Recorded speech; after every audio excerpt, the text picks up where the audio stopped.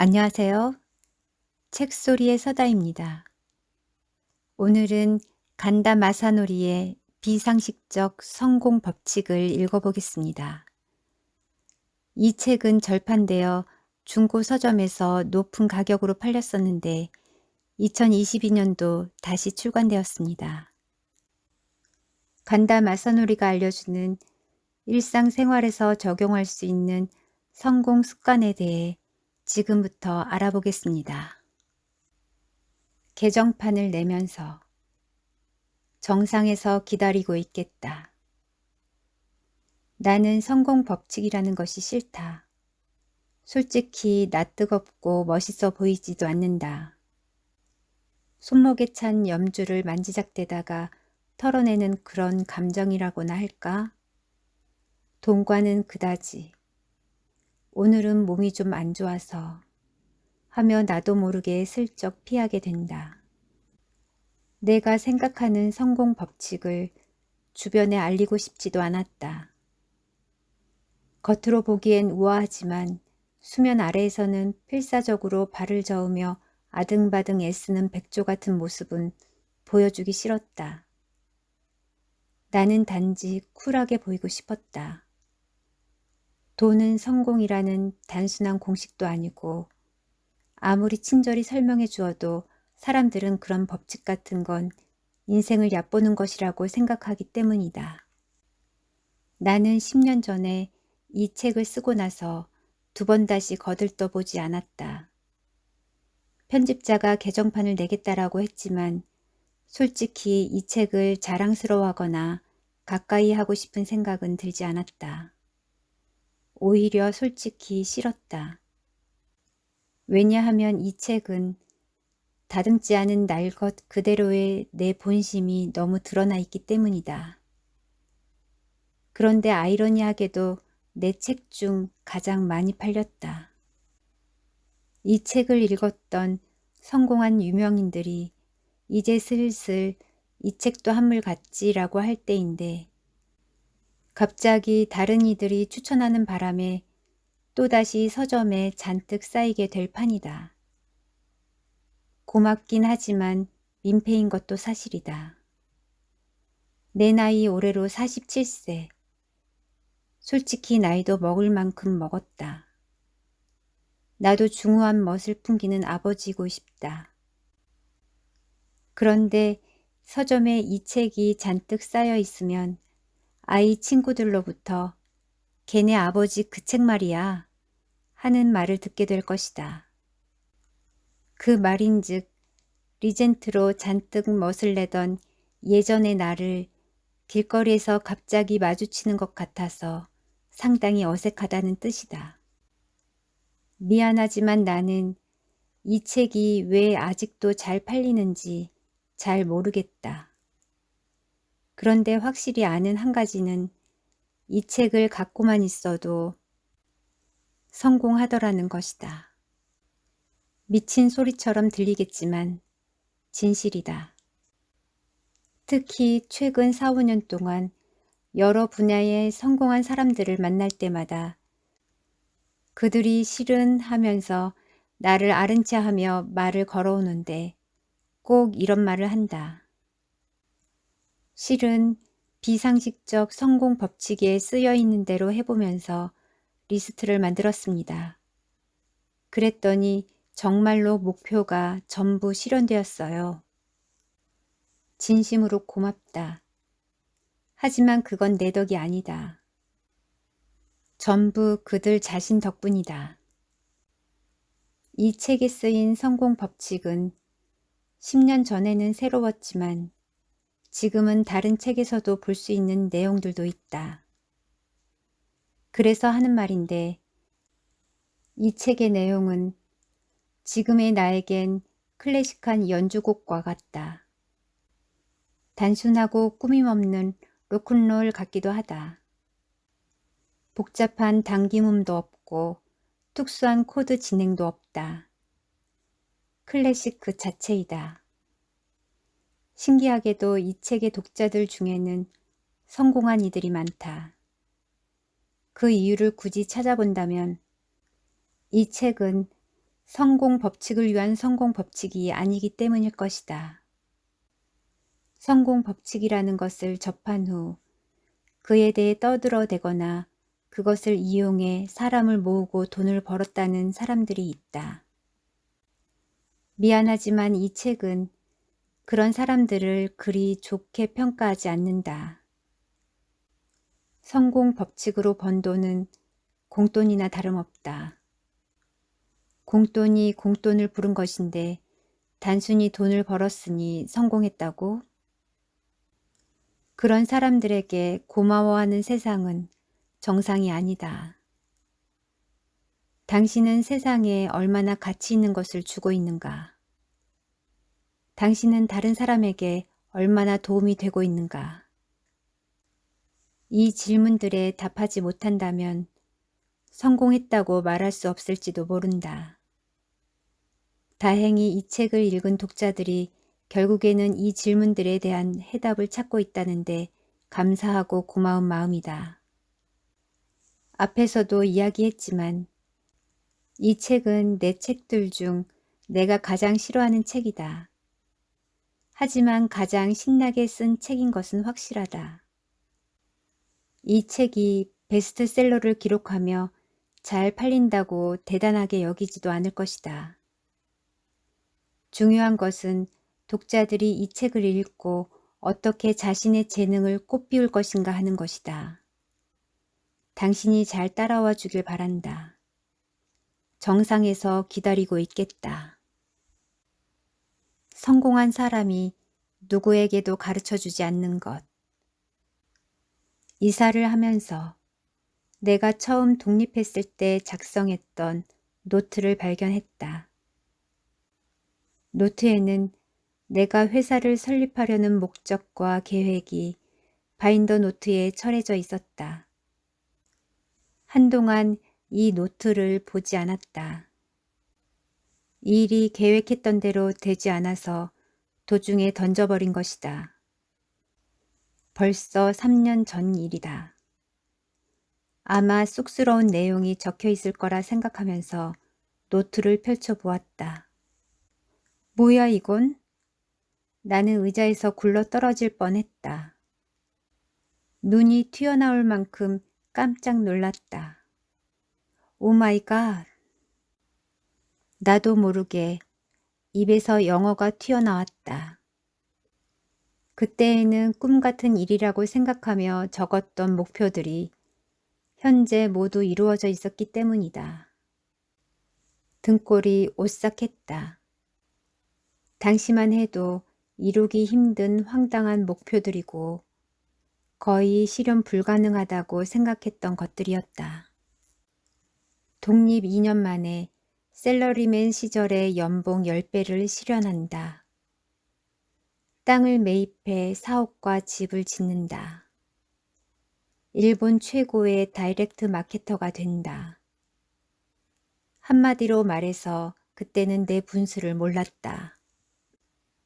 내가 독립했을 때 아버지는 어떤 일을 할 생각이냐?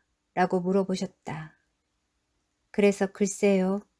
직원 한 명으로 연매출 20억 정도의 사업을 하고 싶습니다. 라고 대답했다가 심하게 꾸중을 들었다. 너는 MBA까지 땄다는 놈이 사업이라는 게 뭔지 전혀 모르는구나. 경영 컨설턴트인 친구와도 의논해 보았다.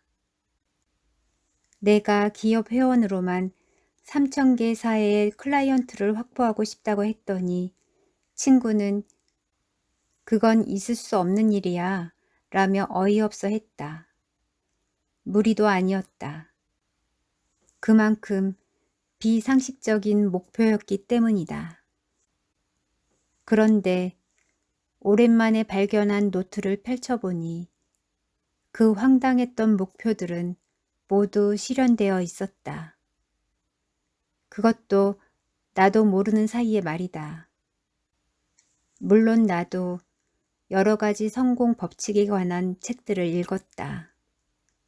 하지만 책을 읽으면서도 왠지 믿기지 않는 제목이야. 이렇게 해서 성공하면 고생할 사람 아무도 없지. 라고 생각하며 읽곤 했다. 맞다. 나도 당신과 같은 입장이었다. 정말 그랬는데 놀랍게도 내가 이루려고 했던 목표들이 진짜로 실현되어 버린 것이다. 도대체 어떻게 가능했던 것일까? 그 비결을 당신에게만 살짝 알려주려고 한다.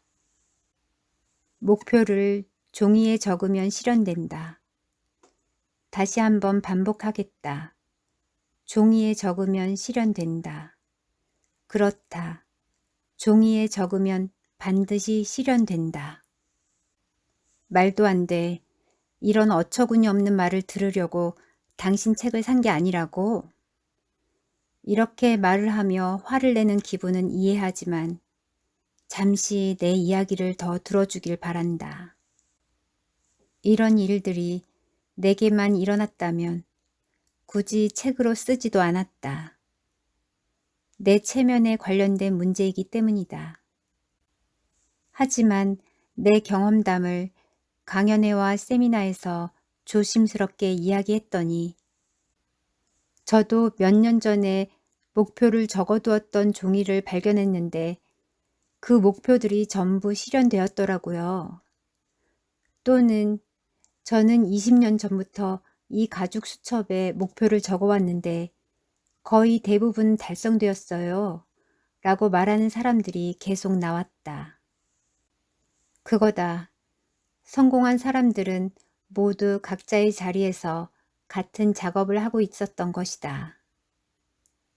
일본의 유명한 야구 선수인 스즈키 이치로는 초등학교 6학년 때 이런 내용의 일기를 썼다고 한다. 내 꿈은 인류 프로야구 선수가 되는 것입니다. 그리고 들어가고 싶은 구단은 주니치 드래곤즈 아니면 세이브 라이온즈입니다. 드래프트를 거쳐 입단할 때 계약금은 10억 원 이상이 목표입니다. 성공하느냐 못하느냐는 자신의 꿈, 소망, 목표를 종이에 적느냐 적지 않느냐 단지 그 차이밖에 없다. 하지만 그런 일은 있을 수 없다고 생각하기 때문에 아무도 시도하지 않을 뿐이다. 좋은 목표와 나쁜 목표. 자신의 목표를 종이에 적어두자. 그러면 잊을 만한 무렵에 실현되어 있다. 그렇다면 이제 당신이 해야 할 일은 간단하다. 목표를 종이에 적으면 된다. 하지만 이왕 마음먹고 하는 일인 만큼 실현할 수 있는 확률을 높이고 싶을 것이다. 그러기 위해서는 목표 설정을 정확히 하는 것이 중요하다. 목표에는 좋은 목표와 나쁜 목표가 있다. 좋은 목표는 당신이 목표를 향해 나가도록 자동 조종한다. 반대로 나쁜 목표는 도중에 장애가 생겨 좌절하기 쉽다.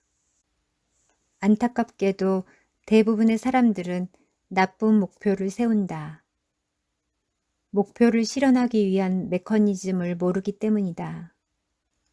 그래서 당신에게는 좋은 목표를 설정하는 방법을 귀뜸해 주려고 한다. 좋은 목표를 설정할 때 가장 중요한 것은 자신이 정말 하고 싶은 일을 찾는 것이다. 그 정도는 나도 알고 있다고 말할지도 모르겠다.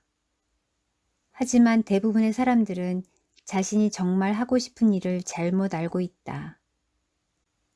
하고 싶지 않은데도 하고 싶어 한다고 단단히 믿고 있는 것이다. 정말로 하고 싶은 일을 찾으려면 반드시 다음과 같은 과정을 시도해 보기 바란다. 간단하지만 매우 강력한 방법이다. 우선 종이 한 장을 준비해 하기 싫은 일을 적어라. 절대 잘못 말한 게 아니다. 하고 싶은 일을 정확하게 찾기 위해서는 먼저 하기 싫은 일부터 명확하게 골라내야 한다. 이것이 포인트이다. 상식적인 성공 법칙을 알려주는 책들은 하고 싶은 일을 정확하게 찾아라 라는 이야기로 시작한다. 그런데 자기가 하고 싶은 일이 무엇인지 모른다거나 다른 사람의 시선을 의식해야 하는 경우가 많다. 예를 들어 어느 회사 사장이 목표를 증권거래소 상장이라고 발표했다고 하자. 그러면 판매 실적을 올리기 위해 거래처를 확대하게 되고 내키지 않는 고객도 늘어나게 된다. 게다가 조직이 커지면서 부하 직원들과 의견이 충돌하는 일도 잦아지는 등 회사가 계획한 대로 돌아가지 않게 된다. 이런 과정을 겪다 보면 역시 상장은 무리였어. 그냥 이대로가 낫겠어 라며 상장하고 싶은 마음이 사라져 버린다. 그런데 막상 사장단 모임에 참석하니 매출의 규모가 큰 회사를 추켜 세우고 세미나에서는 상장한 회사에 대해 정말 대단하다고 설명한다. 그런 이야기를 듣다 보면 사장은 우리 회사도 상장할 거니 규모를 키워야겠어 하고 다시 마음을 바꾸게 된다. 회사 규모를 축소해야겠다고 생각하다가 또다시 확대하겠다고 생각을 바꾸면서 이리저리 진자처럼 계속 흔들린다. 그러면서 10년, 20년이 훌쩍 지나가 버린다. 실제로 이런 경우가 아주 많다. 그렇다면 어떻게 해야 진자 상태에서 벗어날 수 있을까? 우선 이리저리 흔들리는 두 가지 마음을 인식해야 한다. 그러기 위해서는 하기 싫은 것부터 적어본다. 지금 당신의 인생에서 이 순간 지워버리고 싶은 것부터 적는다. 악의 화신이 되어 될 수 있는 한 내 멋대로 적는 것이다. 상식 따위는 집어치워라. 자신의 더러운 면, 이기적인 면과 그대로 마주하자. 어떤 것부터 적어야 할지 모르겠다면 내가 예전에 쓴 노트를 참고해도 좋다. 고객이라고 무조건 굽신거리지 않는다. 재고가 생기지 않게 한다. 애프터 서비스가 필요한 상품은 팔지 않는다. 정직원은 채용하지 않는다. 몸을 혹사하는 일은 하지 않는다. 마음에 들지 않는 회사나 사람과는 거래하지 않는다. 콜드콜은 하지 않는다. 무료로 상담하지 않는다. 하청은 받지 않는다. 가능한지 불가능한지는 따지지 말고 어쨌든 하기 싫은 일을 모조리 적는다. 그렇다면 이렇게 해야 하는 이유는 과연 무엇일까? 베티 에드워즈라는 미술 교사가 있다. 그림을 가르치는 일에 천부적인 재능이 있는 이 여성은 이렇게 말했다.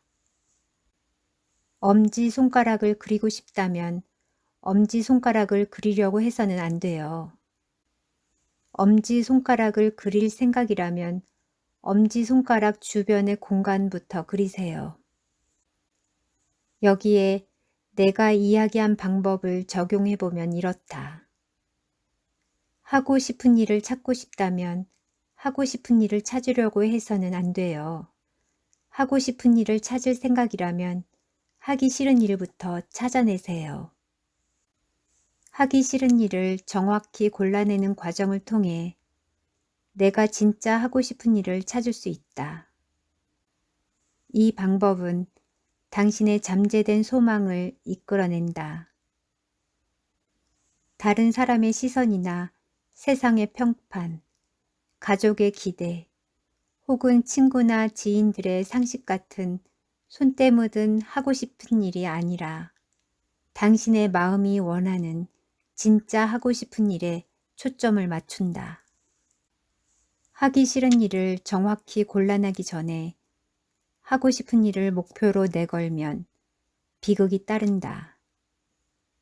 하고 싶은 일 중에는 하기 싫은 일이 포함되어 있기 때문이다. 예를 들어 회사를 키우겠다는 목표를 세웠다고 하자. 그러면 그 목표를 달성하기 위해서는 상대하기 싫은 고객과도 어울려야 한다. 일이 우선되다 보니 가족과 함께하는 휴가는 엄두도 내지 못하고 아이들과 대화할 시간도 점점 사라진다. 가족과의 행복을 위해 시작한 일인데 오히려 가족을 뿔뿔이 흩어지게 만든다.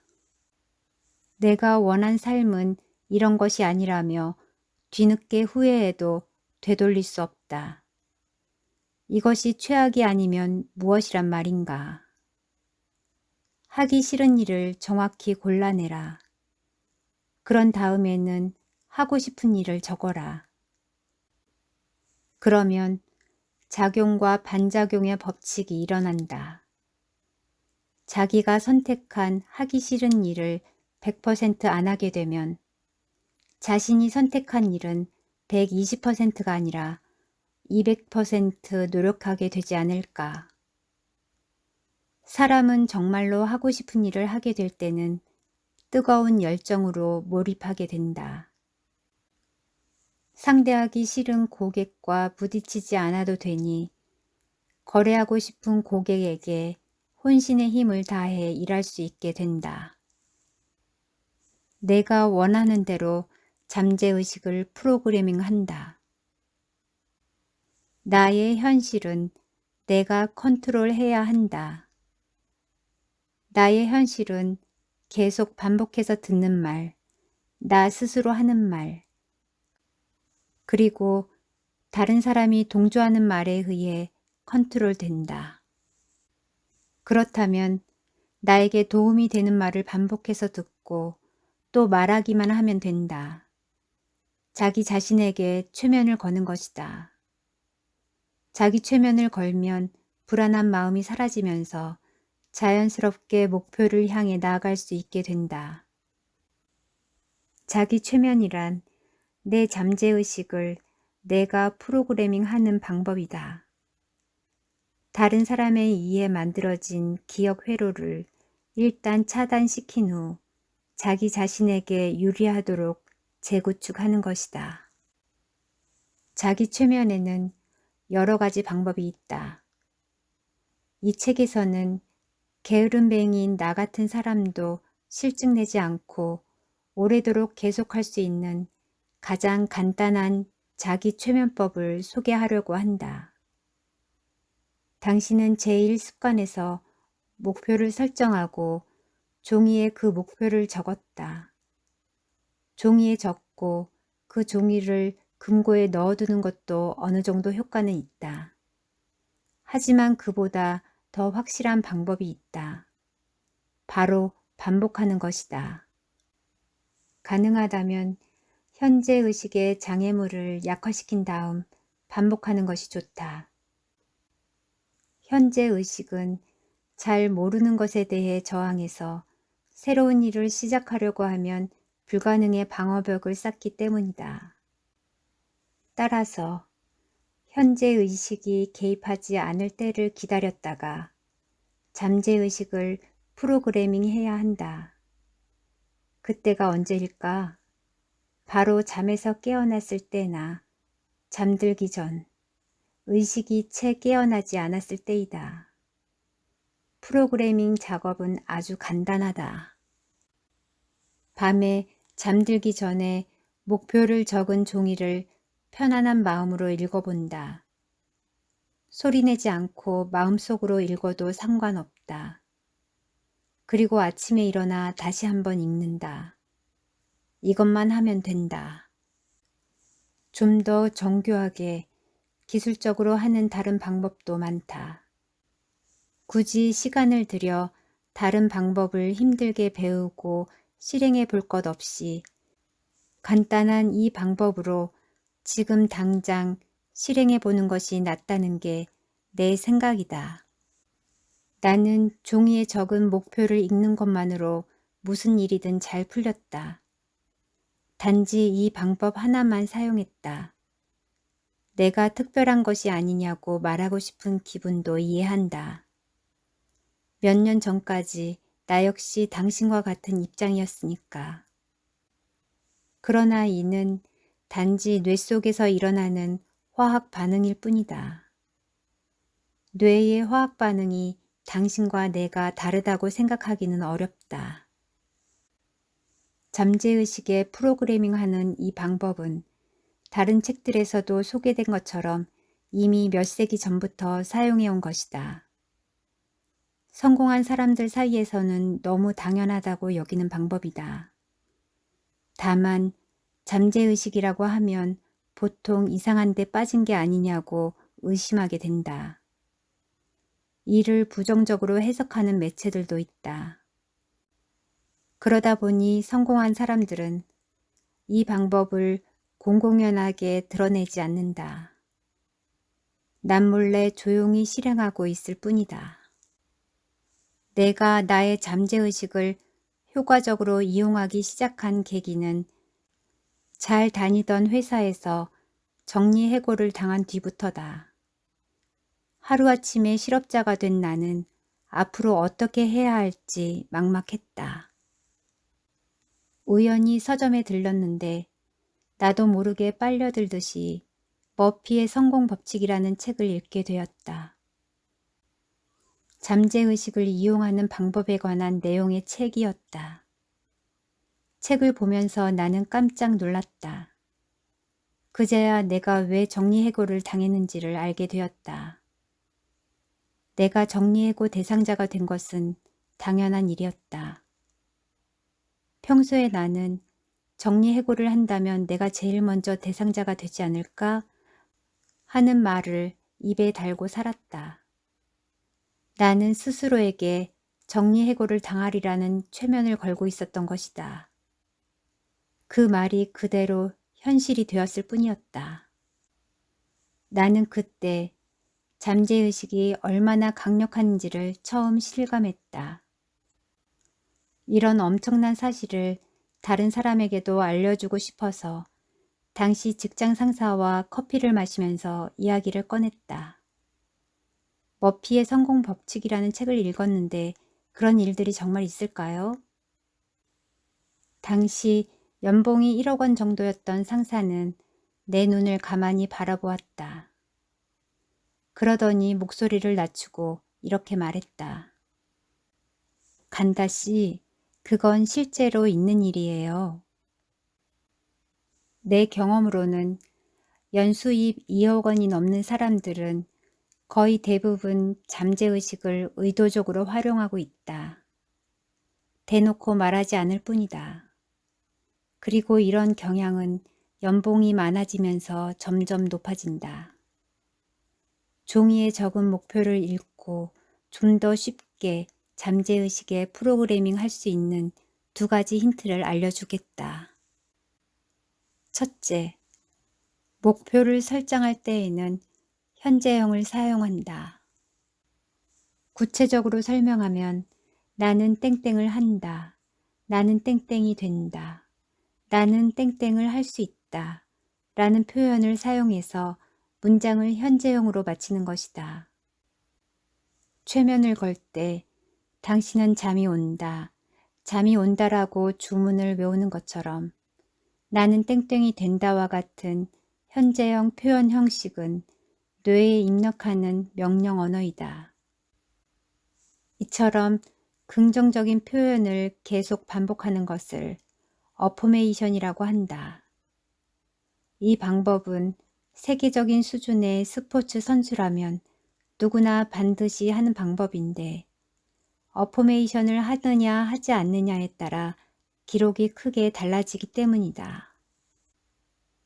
둘째, 목표를 읽으면서 기분 좋게 웃으면 훨씬 효과적이다. 나는 총리가 나에게 대화를 요청한다라는 목표를 세웠다. 목표라기보다는 소망이지만 그 목표가 적힌 종이를 읽을 때 흡족하게 웃으면서 다음과 같은 상황을 생각한다. 총리가 전화하면 어떻게 받을까?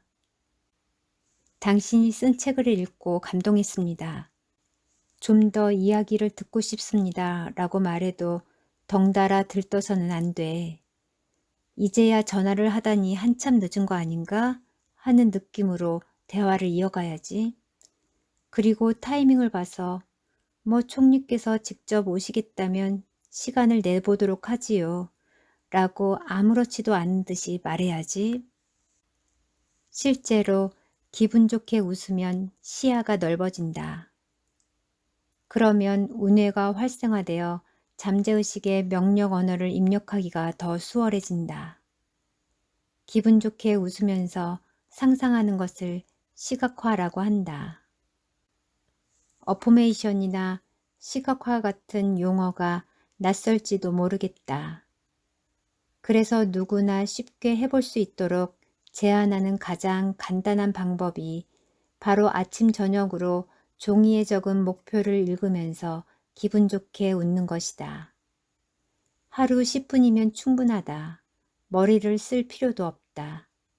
이런 간단한 방법으로 당신이 원하는 목표가 실현된다는데도 하지 않을 것인가. 여기까지 간다 마사노리의 비상식적 성공 법칙이었습니다. 좋아요, 구독은 영상 제작의 힘입니다. 감사합니다. 책소리의 서다였습니다.